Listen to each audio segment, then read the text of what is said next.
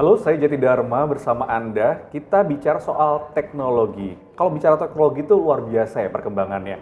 Belakangan kita pernah tahu ada yang namanya teknologi digital. Semua bidang kehidupan pakai digitalisasi dan kita semuanya berbangga hati dengan itu. Tapi dengan perkembangan yang sangat pesat, digital atau digitalisasi ini nampaknya sudah mulai agak-agak menepi begitu ya, karena sekarang itu sorotan utama masyarakat berada di teknologi lain, yakni artificial intelligence atau AI, kecerdasan buatan. Ini satu hal yang luar biasa belakangan ini, perkembangannya begitu pesat sehingga membuat kita tuh semua akhirnya jadi kayak terperangah gitu ya. Dan hampir semua bidang kehidupan sudah mulai nih menggunakan teknologi AI ini. Termasuk salah satu yang juga sedang dijajakan adalah dari sistem pendidikan. Sistem pendidikan dengan AI, seperti apakah implementasiannya? Nah, ini sudah hadir 3 narasumber di studio bersama saya. Yang pertama adalah Profesor Jasfar Koto, ini adalah developer pembelajaran AI. Halo Prof. Halo. Kemudian di sebelahnya ada Dr. M. Dalil, dosen Universitas Riau. Ya. Kemudian yang paling ujung ada Adinda Zahwa Revalina, mahasiswa Institut Media Digital MTech. Ya, ini halo. yang menggunakan AI-nya ya. Ya, Nah, betul. ini udah lengkap nih di sini. Ada yang nge-develop, ada yang menggunakan dari dosen dan juga dari mahasiswa. Kita akan bicara ke Profesor dulu. Prof, ini kan kita tahu kalau soal pembelajaran itu sistemnya udah macam-macam ya. Kalau zaman dulu tuh taunya adalah soal tatap muka aja. Iya. Murid kemudian atau mahasiswa dan dosen ketemu dalam satu ruangan tertentu. Kemudian ketika ada pandemi, mulai diperkenalkan hybrid. Betul. Ada yang tatap muka, ada juga yang pakai online. Ketika pandeminya memuncak, PJJ tuh pembelajaran jarak jauh gitu. Semuanya dari tempat yang berbeda gitu, tidak dalam satu ruangan. Sekarang ada dengan menggunakan pembelajaran sistemnya ini metodenya pakai AI. Ini kayak gimana, Prof? Ya, AI itu adalah kecerdasan buatan atau dikatakan artificial intelligence. Apa artinya? Artinya kecerdasan yang ada di kepala manusia kita masukkan ke dalam sistem komputer ataupun machine learning ataupun deep learning. Ketika sistem itu masukkan dalam satu sistem, seorang mahasiswa ataupun siswa dia seolah berinteraksi dalam sistem sebagaimana dia berinteraksi dengan dosennya itu sendiri. Jadi artinya ketika ini terjadi, si dosen hanya perlu masukkan materi ajar dalam suatu pembelajaran tersebut, dan setelah itu si mahasiswa akan berinteraksi dengan sistem seolah-olah sistem itu adalah dosennya. Dengan kondisi begini, berarti apa? Ketika seorang mahasiswa ingin belajar tengah malam, ya bisa saja langsung masuk ke sistem, jam 12 malam bisa, pagi bisa, kapan saja bisa. Itu satu. Yang kedua, dengan begitu, ketika seorang mahasiswa memberikan satu jawaban tuh, berarti apa? Seorang dosen yang berada dalam sistem memberikan respons secepat mungkin. Boleh dikatakan millisecond. Oh, Ini sangat berbeda dengan konvensional. Jadi artinya di sini boleh saya katakan belajar kapan saja, di mana saja, dan quick response. Ini adalah dikatakan AI. quick response karena itu tadi ya sistemnya sudah langsung membaca, jadi tidak lagi kalau konvensional kan nungguin kalau dosen lagi tidur mah ya udah nungguin dosennya bangun dulu gitu ya. Tapi kalau ini begitu masuk sistem langsung semuanya. Iya. Dan ini otomatis metode ini untuk mengaksesnya berarti harus memiliki apa ini untuk user dan juga penggunanya itu harus terkoneksi dalam bentuk apa? Apakah seperti aplikasi dalam handphone atau seperti apa? Oke. Kalau aplikasinya any devices. Any devices. Ada handphone boleh, komputer boleh. Jadi apa saja boleh. Karena kita memberikan 2 platform. Apa artinya on off? On off ini artinya ketika internet tidak ada contohnya. Itu kita sudah menyiapkan satu platform ketika dia sudah download dalam sistem mereka. Ketika internet tidak ada, bisa sistem akan bergerak langsung. Oh, oke. Contoh nih, kalau misalnya di Papua tuh, Ya, banyak di Papua sekali banyak sekali kan daerah-daerah daerah-daerah yang masih itu kita pakai on off. Oke. Ketika ada internet, dia mereka download semua materi dalam sistem mereka. Ketika internet tidak ada, sistem itulah lokal sistem yang bergerak langsung. Jadi dia boleh menjawab semua. Langsung bergerak nih. Tapi ketika di kota-kota nggak perlu lagi on off, on terus. Internet kan sudah available tuh. Kita pakai web. Nah, jadi sistem inilah yang bisa menjangkau 3T sebenarnya. 3T. Tertinggal, terluar, dan terbelakang. Iya. Artinya dengan AI ini bisa menjangkau mahasiswa yang berada di Papua Gunung yang di sana, bisa. Tidak ada masalah. Dan ini sudah kita coba. Jangankan hanya di daerah Indonesia, di luar negeri pun boleh. Contoh seperti sekarang sudah ada di mahasiswa yang ada di Jerman, di Korea, di Turki, di Jepang sudah ada. Di Nagano pun ada. Nagano kita tahu lah, Jepang itu kan daerah yang paling dingin tuh.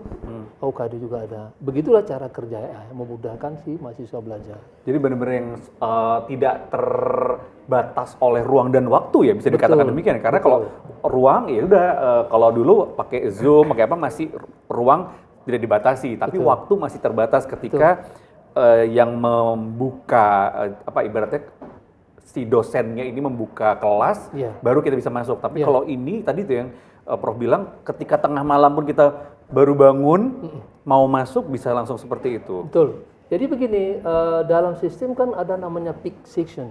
Peak section, seperti contohnya kalau peak section kita tahu lah kalau mobil tuh traffic kan, jam, berhenti gitu loh. Bukan berhenti, lambat-lambat. Sistem juga sama. Kita pernah menghadapi suatu sistem tuh jam, langsung nggak bergerak. Karena apa? Karena itu padat. Sistem juga begitu. Ketika padat, mahasiswa langsung mengalah. Udah saya down dulu, dia pergilah tengah malam. Itu solusi kan? Dengan AI solusi. Kalau dengan sistem komputernya nggak bisa. Dia harus menunggu sama-sama. Makanya terjadilah kadang-kadang traffic jam yang sangat stuck. Kalau di AI nggak ada stuck. Kalau misalnya ketika kita temui, sini sekarang ini lagi keadaan fix, saya mundur, saya carilah waktu. Makanya ketika pembelajaran itu mungkin salah satu nanti mahasiswa, mungkin adik Dinda ya, itu akan menjelaskan kapan dia akan belajar. Dia mencari daerah-daerah yang convenient untuk dia. Kan setiap mahasiswa itu kan mempunyai availability waktu yang berbeda-beda. Terutama seperti yang bekerja. Yang bekerja dia lebih senang ketika dia selesai kerja. Bagi yang reguler, yang biasa, dia lebih senang ketika dia hari-hari biasa. Nah, inilah kelebihan daripada AI. Jadi tidak ada lagi pembatasan ruang waktu, udah gitu batasan sistem ataupun perangkat. Nah, inilah yang membantu kita. Oke, itu juga udah cukup jelas ya soal berarti sistemnya seperti itu, tidak membatasi ruang dan waktu.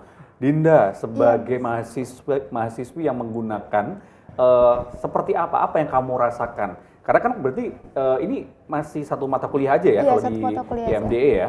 Nah, apa yang kamu rasakan? Satu sisi kamu sempat merasakan yang konvensional berarti ya, karena tatap muka langsung. Tapi untuk satu mata kuliah itu kamu AI nih, full AI gitu ya. Itu kayak gimana? Ceritain dong. Kebetulan kan kampus saya ini, Institut Media Digital ini sudah menerapkan AI ini, sistem pembelajaran AI atau AI yang kolaborasi dengan outcome based education ya. Jadi saya dan teman-teman saya sendiri sudah merasakannya kemarin, sudah latihan di situ, terus juga sudah mengerjakan UTS di situ. Jadi lebih enak mengerjakannya, kayak waktunya lebih fleksibel, tidak terbatas waktu atau tempat. Saya bisa dan teman-teman saya bisa mengerjakan di mana saja gitu. Jadi mungkin kalau dulu saya UTS atau ujian ngejarin nilai, cuma kalau sekarang tuh bisa lebih fokus ke hasil belajarnya, dan sekarang nilai sudah bisa cepat diakses, terus juga ada evaluasi dari nilainya tersebut, jadi lebih mudah dibandingkan kemarin gitu Pak.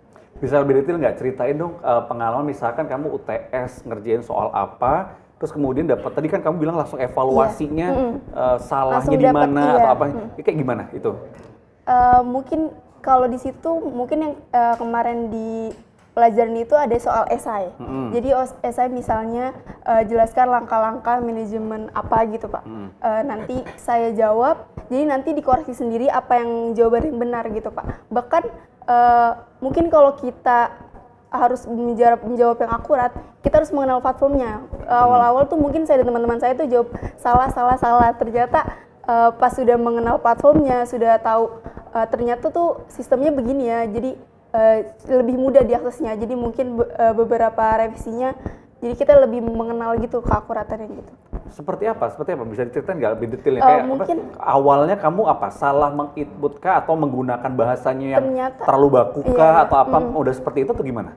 Ternyata kurang detail. Jadi oke. AI ini bisa mendeteksi kalau jawaban mungkin lebih panjang, terus lebih detail gitu Pak, dan lebih jelas juga.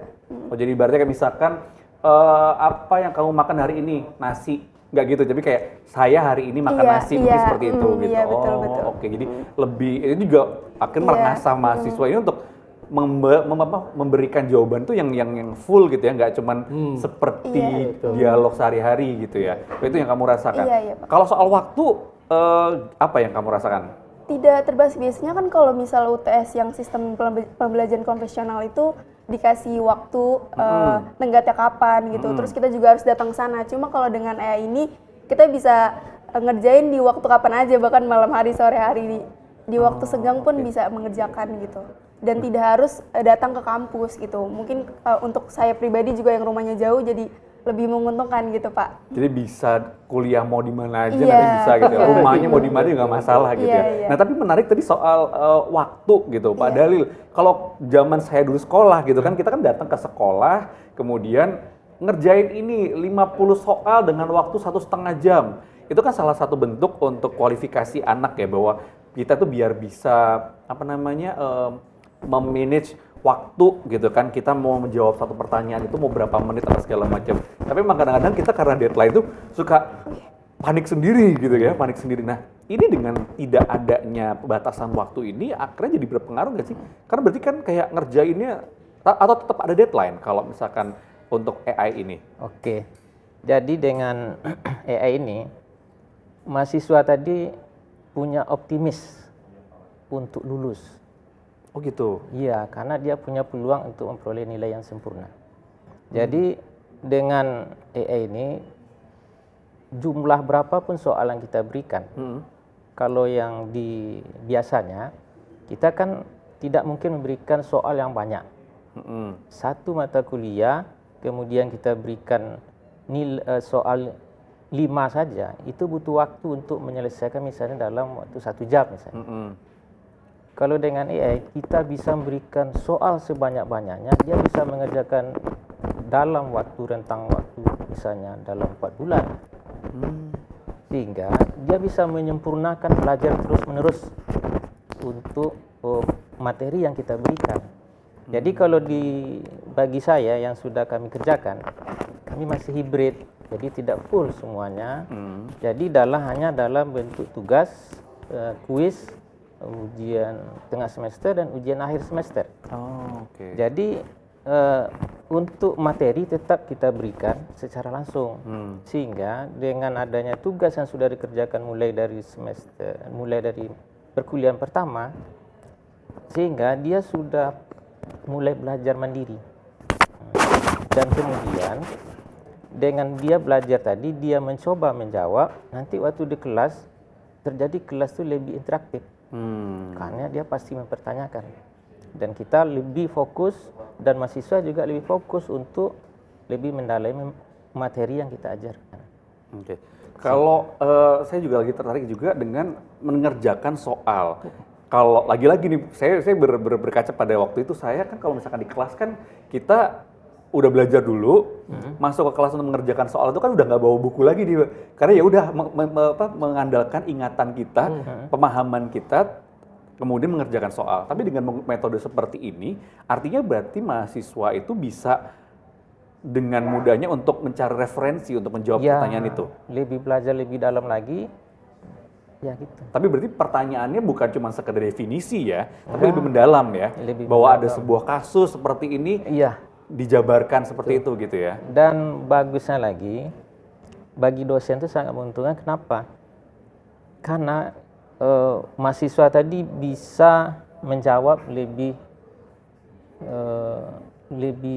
jauh gitu, lebih memahami daripada selama ini kan kalau dia menjawab terbatas waktu. Nah, kalau ya itu tadi yang saya alami gitu ya, karena tenggat waktunya cuma di hari itu saja, kita nggak bisa begitu pulang ya sudah selesai gitu ya. Sementara kalau ini tuh masih bisa terus memperbarui, mencari referensi dan bisa merevisi seperti itu ya. Iya. Kalau dari sisi dosen Pak, kan katanya juga keuntungannya menjadi lebih mudah pekerjaannya. Oh, Itu iya. gimana itu? Jadi kalau dari segi dosen memang sangat menguntungkan. Heeh. Jadi selama ini dengan 3 mata kuliah saja saya ajar, ada 40 mahasiswa satu kelas, ada sekitar 120. Saya berikan soal 10 saja, maka saya akan memeriksa 120 soal. Ya, tinggal dikalikan segitu banyak ya mahasiswa ya. Dikalikan berapa banyak? Pusing tuh. Ya, belum lagi soal esai, tidak ada konsistensi kita. Ya. Jadi pada saat memeriksa untuk mahasiswa A, kita akan mungkin lebih fokus. Untuk yang kedua, ketiga, sampai yang Udah ke-100 capek. Nah, gitu. Sehingga tidak ada keadilan bagi mahasiswa. Kalau ini dia konsistensi karena dia mesin. Betul. Nah, sehingga dia akan meriksa dan kita akan ada keadilan terhadap mahasiswa nilainya dan dia bisa mengetahui nilainya itu memang berdasarkan kemampuan dia. Dia tidak akan protes lagi, mahasiswa pun lebih senang. Oke. Nah, kita pun dengan kegiatan seperti itu, seperti sekarang, kan kuliah itu dijadwalkan standarnya 16 minggu. Di situ ada ujian tengah semester, ada ujian akhir semester. Biasanya itu memerlukan waktu. Ujian akhir semester disediakan waktu 2 minggu. Ujian tengah semester 2 minggu. Ya. Nanti untuk memasukkan nilai diberi waktu 2 minggu. Ada 6 minggu. Jadi total kuliah satu semester kan Cuma jadi 10 minggu. 14 tambah 6. Kan iya. 20 minggu baru selesai. Kalau ini yang 6 minggu tadi sudah selesaikan oleh AI. Kita hanya 14 minggu. Jadi yang 6 minggu kita bisa mengerjakan penelitian, Hal yang lain. bisa membantu mahasiswa untuk riset, bisa pengabdian masyarakat. Nah, bisa juga untuk pangkat sendiri kita sudah dalam 6 minggu kan kita sudah bisa punya waktu yang lebih. Kalau sekarang kan repot dituntut untuk memeriksa soal harus deadline-nya tanggal sekian katanya. Banyak hal administratif yang akhirnya bisa di cover sama AI ini gitu ya, Pak? Iya, itu baru setengahnya. Baru setengahnya. Kan itu kan kalau seperti saya kan baru. Oh, masih hybrid. Iya, masih tadi pada hybrid. bilang ya. Apalagi kalau Ketika semuanya. nanti sudah full penerapan, Wah. wah di rumah aja, Pak. Iya. Iya. Prof, tapi kalau bicara soal teknologi seperti ini, apakah nanti ini tadi yang baru saya bilang gitu, apakah nanti akhirnya dosen-dosen ini udah di rumah aja nggak ngapa-ngapain? Apakah akan ada kesana atau gimana sih? Karena ada ketakutan manusia gitu ya, manusiawi ketika wah udah robot udah serba canggih, kemudian sekarang AI di mana-mana gitu. Apalagi kalau kayak saya ada AI presenter, waduh, ini pekerjaan saya hilang jabatan ya. kehilangan mata pencaharian gitu. Apakah akan ke arah sana gitu, Prof? Kalau melihat dari teknologi AI ini? Oh tidak, saya mendapat saya bukan begitu. Keberadaan AI ini adalah murni membantu pekerjaan manusia. Artinya pekerjaan yang rutinitas boleh digantikan oleh AI. Artinya pekerjaan rutinitas itu begitu sudah digantikan oleh AI, manusia harus berpindah mengerjakan yang lain. Improvisasi dari pekerjaan. Contohnya tadi yang Pak Dali cerita, ketika kita disibukkan oleh administrasi, jadi dari mulai tahun pertama masuk ngajar sampai berapa tahun itu aja kerja terus. Ngurusin mahasiswa nilai amin aja. Dengan ada AI enggak, dengan itu kan sudah memberikan AI yang berikan nilai, setelah itu tinggal masuk, kalau tinggal klik saja sudah selesai dari pekerjaan. Si dosen kan pindah tadi penelitian. Satu mengangkat kubnya, kedua mengangkat daripada upgrade materi ajar. Selama ini kan enggak tuh, kalau kita belajar itu, kalau waktu di Surabaya namanya baceman ya.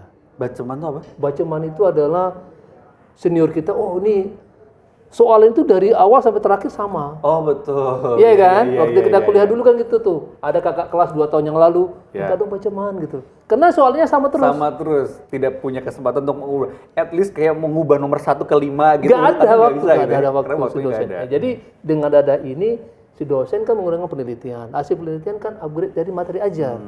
Jadi nilai plus kepada dosen ada, kumnya nilai plus untuk upgrade quality ajar kepada mahasiswa. Secara langsung pada universitas akan terjadi. Artinya nanti berharap ya kualitas pendidikan di Indonesia akan upgrade. Saya kira begitu kira-kira. Tapi dalam perjalanannya, Prof, apakah ketika nge-develop AI untuk sistem pembelajaran ini ada kendala-kendala yang ditemui? Oh, kendala pasti ada. Apa itu? Pasti. Yang pertama adalah merubah mindset. Ketika kita bicara baru kepada orang bentuknya apa sih gitu loh. Tentu kita harus mengajarkan ini loh bentuknya begini, lambat-lambat. Ada pro dan kontra di situ. Tadi sudah dikatakan ada Dida ya. Ketika dia menghadap suatu masalah, dia berpikir sulit kan. Tetapi ketika dia melewati satu masa kesulitan itu, oh mudah ternyata gitu. Itu masalahnya. Jadi yang kedua lagi adalah yang paling sulit saya hadapi dalam mengembang ini adalah memperkenalkan benda baru. Karena merubah mindset manusia kan berbeda ya, susah ya. Memperkenalkan hal yang baru, merubah manusia dari kebiasaan ini menjadi kebiasaan ini kan sudah sesuatu yang sulit, membutuhkan kemauan, waktu, kesabaran kita loh. Kesabaran, betul. Kesabaran. Ada juga kadang-kadang ya, wah apa itu AI? Apa tuh gini? Biasalah kita mengembang ya terus sabar-sabar aja. Apalagi model gini udah langsung insecure sendiri. Waduh, ini kalau AI ini ntar gantiin pekerjaan. Itu banyak sekali bertanya. Jadi saya katakan tidak akan terjadi begitu. Karena manusia ini harus berkembang, harus move on. Jangan lari di tempat gitu loh. Selama ini kan kita lari di tempat. Itu kira-kira yang kendala. Masih banyak sih kendala yang lain, tapi saya kira itulah poin yang lebih penting saya utarakan di sini gitu loh. Oke. Nanti saya mau ke Prof lagi, tapi saya mau ke Dinda dulu. Dinda, kalau waktu mempelajari hal baru tadi kan Profesor bilang salah satu kendalanya adalah memperkenalkan sesuatu yang baru. Dan kamu tadi sempat bercerita bahwa di awal itu juga sempat mengalami kebingungan gitu kan. Berapa lama proses kamu dan juga teman-teman akhirnya bisa benar-benar langsung masuk ke dalam itu dan kayak udah sambil merem nih bisa ngerjain itu berapa lama kamu? Mungkin saya ini pas nyobanya itu salah sekali, 2 kali, 3 kali salah. Cuma udah ke 4 kali, 5 kalinya mencoba ternyata udah mengenal platform tersebut, terus ternyata memang jawaban itu harus sedetail mungkin. Jadi dia ini mengorek sedetail mungkin. Pas udah mencari referensi yang benar juga, ternyata pas di input lagi ternyata itu jawabannya benar gitu Pak. Jadi mungkin proses kita mengenal platformnya tersebut, kita mencoba inputnya tuh 4 kali atau 5 kali gitu Pak. 4 sampai 5 kali. Itu kamu mempelajari sendiri atau dengan bimbingan dari dosen atau seperti apa? Pelajari sendiri sih kebetulan. Dari sendiri? Iya. Mereka kan generasi Z. Ya, generasi yang memang sangat-sangat melek teknologi gitu ya, Prof. Kalau kita nggak bisa. Makanya itu kan kita perlu waktu gitu. Iya. Nah, tapi kalau misalkan seperti itu, dari dosennya juga akan bisa tetap memberikan arahan begitu ya, harus seperti ini. Dengan tadi yang Pak Dalil lakukan, mungkin hybrid itu akan pasti membantu ya Pak ya. Iya. Ketika ada mahasiswa yang di percobaan pertama kok salah atau apa, mungkin langsung lari ke dosennya aja ya, karena sistem itu kan memang input datanya dosen sendiri kan ya. Iya. Itu ada interaksi seperti apa yang dilakukan sejauh Iya, ini? jadi kita dengan mahasiswa jadi terjalin kerjasama. Jadi mahasiswa itu ada yang pintar, ada yang memang dia dengan handphone tadi sudah sangat cepat dan dia sudah belajar otodidak gitu. Dan ada juga satu-satu yang memang terbatas. Nah, cuma yang terbatas tadi dia tetap akan lebih mudah karena dia simple, dia sangat sederhana. Sangat sederhana ya. Jadi dia tidak yang penting ada materi yang kita berikan. Jadi kita memberikan materi tadi memang seperti tadi tidak mungkin tergantikan dosen tadi oleh AI. Karena banyak materi yang kalau hanya melihat referensi yang ada di Google itu kan tidak semuanya standar. Nah, jadi tetap kita berikan dan analisa-analisa itu yang diperlukan. Jadi dalam pembelajaran ini mahasiswa waktu interaktif tadi sudah masuk ke analisa, sudah masuk ke lebih pemahaman lebih dalam. Kalau sebelumnya mungkin waktu memberikan mata kuliah tadi kita memberikan gambaran secara umum saja. Ini tentang ini, tentang ini. Tapi pada saat dia bertanya kita kan sudah lebih memberi pendalaman. Sehingga dalam memberi jawaban mahasiswa tadi bisa lebih bervariasi, lebih luas pemahamannya sehingga nanti akan terdeteksi oleh AI-nya. Oh, ini bisa nilainya 100, ini 90, ini 80 gitu.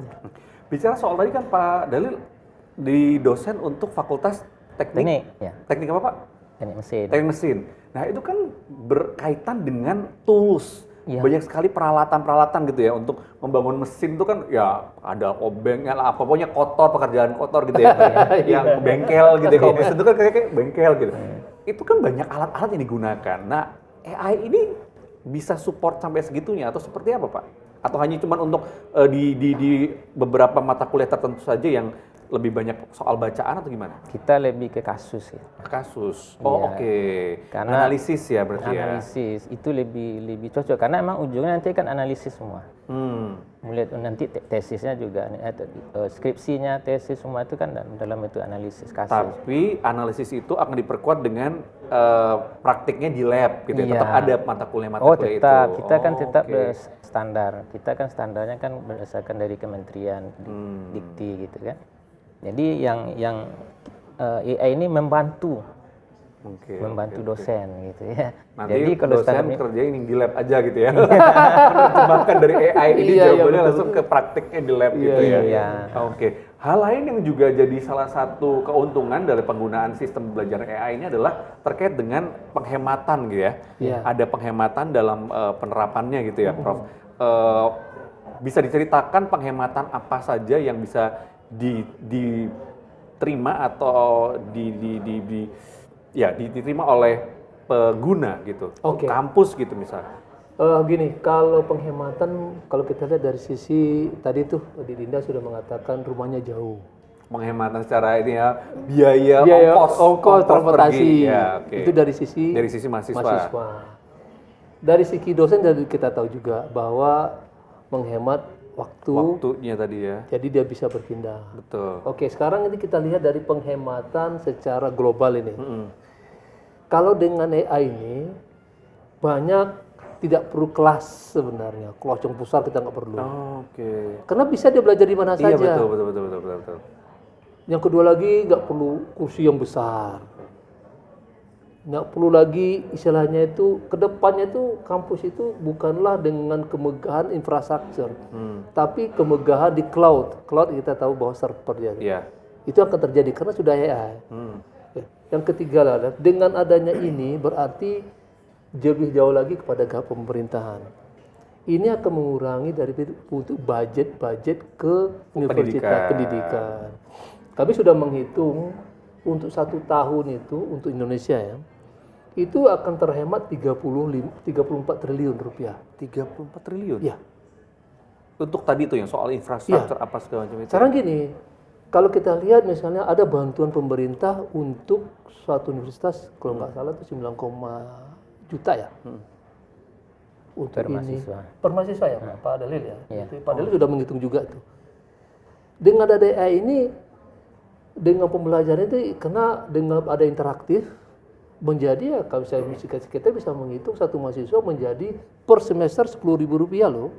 Oh, Ya, murah sekali ya. murah. Oke. Bagaimana caranya? Kita memakai sistem Google. Kenapa? Bagaimana caranya? Sekarang ini setiap universitas mempunyai satu engine sendiri, mesinnya sendiri. Semakin banyak engine kan maintenance-nya, operasi ini kan banyak mahal ya. Iya. Itu menyebabkan mahal. Kita nggak buat begitu dengan AI ini, kita buat satu engine yang besar. Berapa universitas di sana sekarang sudah ada 7 universitas menggunakan engine yang sama. Berarti seperti ibaratnya warehouse besar, kita berikan kotak-kotak kecil aja.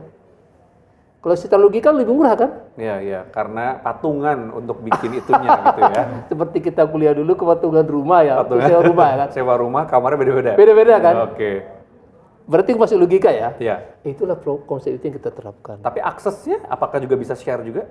Aksesnya berbeda-beda. Beda-beda sesuai dengan Kan nggak masing-masing mungkin aja. kamar situ sama saya sama. Salah kamar kita kan? Betul. Kan bayarnya ke universitas yang A ya. Oh, dapatnya informasi dari B gitu Betul. ya. Oke. Jadi kunci masing-masing. Kunci masing-masing. Misalnya si A misalnya, si A dia masuk kamar dia sendiri, tapi dengan sistem yang sama. Kan lebih murah patungan itu. Jadi dari ini kami menghitung satu mahasiswa itu menjadi 10.000 per semester loh. Satu mahasiswa. Dibandingkan yang ada sekarang.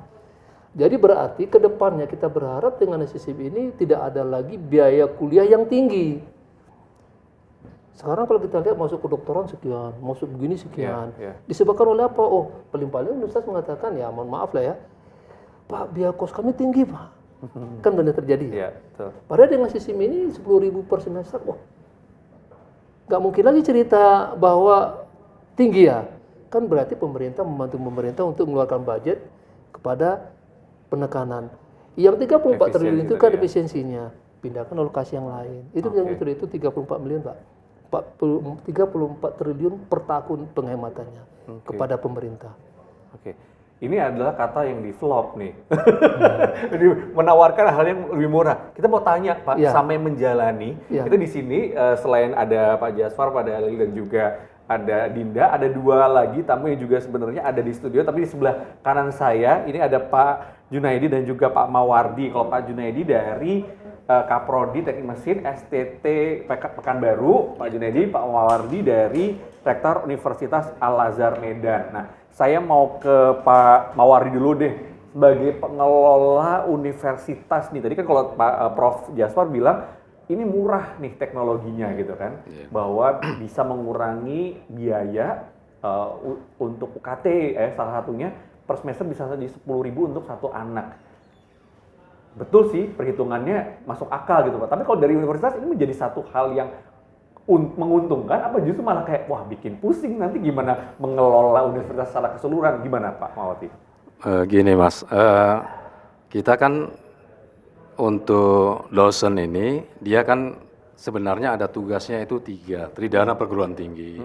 Jadi beliau itu selain mengajar pendidikan itu, dia kan ada harus PKM, pengabdian kepada masyarakat, kemudian penelitian. Dengan sistem AI ini sebenarnya ya benar sekali itu sangat menguntungkan. Dosen ini kan bisa sebenarnya untuk presentasi mengajar ini itu harusnya kalau sekarang ini mereka sudah di bawah presentasinya. Yang ditinggikan itu adalah penelitian dan pengabdian kepada masyarakat. Sehingga dengan AI ini pekerjaan mereka yang tadinya yang dosennya itu hanya mengajar saja, dengan sistem AI ini udah pasti mereka efisiensinya itu. Mereka tidak lagi memikirkan untuk memeriksa soal-soal hal itu tadi. Jadi sini sudah ada presentasi untuk pendidikan. Di samping itu juga universitas ini kan pengembangannya apalagi fungsionalis itu kan harus ada nanti akreditasi. Akreditasi ini akan konsentrasi dosen ini tadi lebih banyak ke ini untuk meningkatkan apa? Kalau mahasiswa ini tadi, kalau universitasnya dengan akreditasinya dia itu misalnya unggul, nah mereka akan senang bondong-bondong itu untuk meningkatkan jumlah mahasiswa ini tadi. Ya kami melihat dari seluruh pimpinan dari peningkatan jumlah mahasiswa, kemudian efisiensi daripada tugas untuk melaksanakan pendidikan sehingga mereka banyak konsentrasi untuk penelitian. Penelitian ini efeknya apa? Pemerintah juga akan ada mengucurkan dana misalnya untuk pengabdian dan untuk penelitian. Mereka lebih konsen untuk mendapatkan hibah-hibah dari pemerintah ini tadi. Jadi dengan adanya AI ini tadi, kita melihat di khususnya kan di universitas itu ada banyak fakultas dan beberapa prodi. Jadi kalau diterapkan tadi yang Prof Jaswar bilang satu saja untuk mata kuliah, misalnya mata kuliah yang saya waktu selaku pimpinan juga ada juga sedikit mengajar tapi presentasinya lebih kecil. Misalnya sistem energi baru dan terbarukan. Jadi mahasiswa ini dengan mengerjakan itu, apalagi ada di universitas, kita ingin mengembangkan nanti ke depan ada ini RPL, rumpun pembelajaran lampau. Jadi mereka pekerja yang sambil kuliah, ini sangat menguntungkan dengan sistem AI ini. Mereka dengan adanya sistem AI ini, yang sudah memang ada testimoninya di universitas kita itu, dia itu lebih memikirkan, wah ini lebih bagus ini. Saya sambil kerja. Jadi dia ngambil profesi apa di universitas itu, dia di kelas eksekutif, kelas khusus, atau yang umum biasa kelas karyan katanya gitu. Sambil bekerja, wah itu memang cocok untuk bahasa seperti itu. Dan akan dikembangkan di universitas ini ke depan ini tidak hanya di yang kelas untuk khusus ini tadi, bahkan di kelas reguler mereka kalau dengar ini mereka akan cemburu untuk mengikuti program AI ini tadi. Oh jadi bisa dikatakan kalau untuk universitas menguntungkan bisa makin menjaring banyak mahasiswa ya. Kalau selama ini kan konvensional kan tergantung dari kursi yang tersedia di kampus gitu ya. Tapi dengan AI ini mungkin bisa akan menjangkau lebih luas lagi mahasiswa ya, karena tidak perlu menyediakan kursi secara aktif gitu ya ke kampus gitu ya Pak ya? Iya, jadi kita ya itu kan bisa ribuan mahasiswa kita terima tanpa harus dulu di bangku berapa kursi tadi. Nah, tapi itu pun kita melihat apa kebijakan ini nanti kan kita harus, ini sebenarnya kita terapkan di asesmen. Untuk apa? Untuk penilaian untuk sementara ini. Penilaian mereka di UAS, di UTS. Jadi pengembangan AI ini sementara kita masih sorongkan di asesmen untuk penilaian. Jadi untuk pembelajaran ada yang daring, yang hibrid itu tadi, ini sangat baik penerapannya di universitas itu gitu Mas. Oke, Pak Jun, kalau Bapak sebagai kaprodi itu kan berarti kan terkait langsung lebih spesifik ya soal mata kuliah apa segala macam. Sejauh ini dari tempat Bapak berada, AI ini sudah bisa apakah masih cuma untuk penilaian itu juga atau untuk semua mata kuliah, semua jenis mata kuliah sudah bisa diterapkan atau masih terbatas, Pak? Baik Mas, jadi begini, Kaprodi itu bertanggung jawab atas proses pembelajaran yang ada di jurusan, yang mana selama saya di Kaprodi membawahi beberapa dosen. Hal yang terpenting yang saya rasakan manfaatnya dulu Mas ya, itu saya sering menengahi konflik antara mahasiswa dengan dosen. Ya, ini kalau misalkan metode konvensional pembelajarannya itu pasti ada. Tapi dengan AI yang diterapkan di jurusan saya, alhamdulillah hampir tidak ada konflik antara mahasiswa dengan dosen. Justru dengan AI ini bisa menghapus dosen-dosen yang killer. Oh, gitu ya? Menghapus dosen yang killer loh. Ya, sebab penilaian itu sangat fair sekali. Oh, oke. Dan di mana AI itu di prodi saya itu yang menentukan nilai itu bukan dosen lagi tapi si mahasiswa. Oh gitu ya? Iya. Mahasiswa mau nilai C, mau nilai B, mau nilai A itu tergantung kepada kesabaran mahasiswa dalam proses pembelajaran menggunakan platform AI. Oh, kalau dulu karena masalahnya ada subjektivitas dari dosen itu tadi ya, dosen killer. Kalau nggak suka, nakalnya enak, dia bisa subjektif untuk prodi harus itu, bertindak. Kadang prodi itu memiliki diskresi yang bisa jadi umpamanya dosen yang pengampu mata kuliah itu memberikan nilai E atau D, tapi dengan kebijakan prodi bisa merubah nilai itu. Ya, dengan segala pertimbangan yang dimiliki kewenangan oleh prodi itu sendiri. Tapi pakai ngot-ngototan ya, Pak ya, ada drama lah ya. Betul, begitu. Kalau sekarang Mas. les drama. Oke. Tapi itu bisa diterapkan untuk semua mata kuliah sementara ini, Pak? Iya, untuk sementara ini sebenarnya bisa diterapkan untuk mata kuliah yang bersifat teori. Ya, kalau dalam praktikum tentu tidak bisa dilaksanakan. Itu kalau praktikum itu kan menggunakan labor. Nah, itu harus dengan praktek langsung. Tetap situ ya. Ya. Jadi untuk yang teori-teori masih bisa ke AI. Itu tadi kenapa akhirnya masih aman profesi dosen karena tetap akan masih ada partnya ya. Yang tidak aman justru dosen yang killer. Kita harus dirubah. Nggak boleh subjektif, boleh objektif. Ini sangat dibantu gitu ya. Saya balik ke Pak Mawardi. Pak Mawardi, kalau soal untuk developnya mungkin ketika awalnya pertama kali menerapkan sistem ini, apakah itu bisa dikatakan mahal atau? Karena kan biasanya begitu ya, sesuatu yang baru pasti ada modal yang besar, tapi untuk operasional akan lebih kecil gitu. Itu apakah betul demikian atau berbeda untuk sistem ini? Sistem ini kalau secara finansial itu ya, ini kan arahnya ke finansial tadi ya. Ya ini lebih efisien ya. Oh, lebih efisien ya? Walaupun pertama kali Iya, pertama sekali itu ya kita cukup kemudian instrukturnya ya kita undang untuk menerapkan itu. Kemudian Prof. Jaswar ini menerapkan di tempat kita untuk di universitas, di seluruh fakultas. Dan memang ketertarikan itu ada untuk semua. Ini kita sudah terapkan, dan yang dikatakan tadi untuk di semua bidang studi itu sangat bisa sekali. Nah, apalagi kita kemarin yang diterapkan di teknik, kita sudah berjalan, hal itu memang ada testimoni, dan setelah saya memandang dari segi universitas itu ya sistem ini sebenarnya ya cukup bisa membuat finansial itu baik sekali. Kemudian paperless ya, paperless perusahaan. Oh, paperless. Jadi kalau UTS itu minimal kalau untuk satu apa saja itu bisa menghabiskan, untuk satu prodi itu bisa menghabiskan 20 juta untuk UTS dan UAS itu biaya. Nah, jadi bagaimana itu, kan nanti mereka pakai kertas mengisi jawaban. Nah, kemudian belum lagi UAS. Nah, itu kan Belum lagi skripsi. mah. Tebel. Ada sih, kita juga akan menerapkan sistem itu tadi. Kalau sudah ada ya ini ada sistem, kalau tadi ada, sekarang sudah mengembangkan sistem tidak menggunakan skripsi, hanya mereka jurnal. Jadi kan dosen ini sudah bisa berkonsentrasi, mahasiswa ini supaya menerapkan sistem jurnal. Jadi mereka punya mengeluarkan baik jurnal itu di Sinta ataupun di Scopus, itu ataupun di internasional, mereka tidak memikirkan untuk kertas ini untuk skripsi tadi. Jadi kan sistem belajar ini sudah efisiensi sekali. Tapi yang ke depan ini saya rasa untuk mengembangkan universitas yang lebih maju, universitas lebih konsentrasi kepada bagaimana meningkatkan akreditasi universitas itu. Jadi tidak memikirkan hanya pendidikan, karena di perguruan tinggi ini sudah berbeda dengan tingkat SMA dan ke bawah tadi.